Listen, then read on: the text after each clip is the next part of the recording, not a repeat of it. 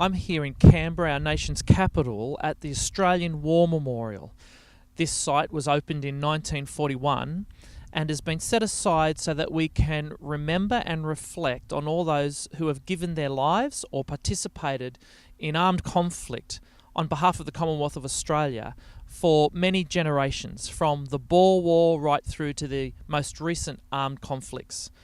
It's in a beautiful part of Canberra where this site stretches right down to our own Parliament House, and it is a place of great interest where we can learn a lot about the armed conflicts that Australia's participated in, and it's a place of great reflection because one of our Australian values is to honour sacrifice. You can see that as the poppies have been placed against the names of those who have lost their lives in the armed conflicts in their service of Australia. Us Australians, we honour sacrifice. The Anzac spirit is an important part of our national culture and identity. Honouring sacrifice is an important part of what it means to be an Australian.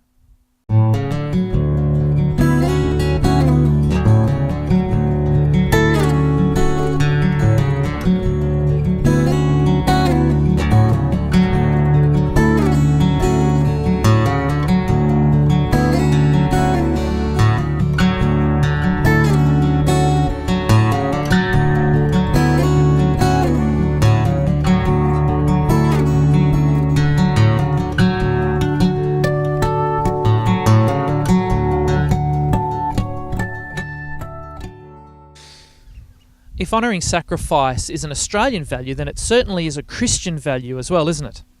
One of the most famous verses in the Bible that you're probably aware of is John chapter 3, verse 16, which tells us that God loved the world so much, loved you so much, that he gave up. He sacrificed his only Son, that whoever believes in him need not perish, need not die, need not be separated from God, but can have eternal, everlasting life. One of the iconic symbols for Australia in regards to valuing self-sacrifice is the story that is commemorated by this statue outside the War Memorial. It's the story of John Simpson Kirkpatrick, and even in the plaque that is behind this statue, the information tells us that Simpson has come to embody the spirit of self-sacrifice which Australians value so highly. Simpson landed on the shores of Gallipoli on the 25th of April 1915 along with the rest of the Anzac forces, and in the early hours of the very next day he was carrying a wounded soldier on his shoulders when he saw just nearby a donkey, and so he quickly began making use of it to bear his fellow soldiers who'd been wounded from the front lines and from the trenches down to where they could receive some medical assistance. It was said that he would sing and he'd whistle as he worked, seeming to ignore the deadly bullets that were flying through the air all around him, while he tended to his comrades who were injured. They say the donkey came to be named Duffy. Colonel and then later General John Monash wrote that Private Simpson and his little beast earned the admiration of everyone at the upper end of the valley. They worked all day and all night throughout the whole period since the landing, and the help rendered to the wounded was invaluable. Simpson knew no fear and moved unconcernedly amid shrapnel and rifle fire, steadily carrying out his self-imposed task day by day, and he frequently earned the applause of the personnel for his many fearless rescues of wounded men from areas subject to rifle and shrapnel fire. He certainly was greatly honoured by his commanding officers and by those who served with him.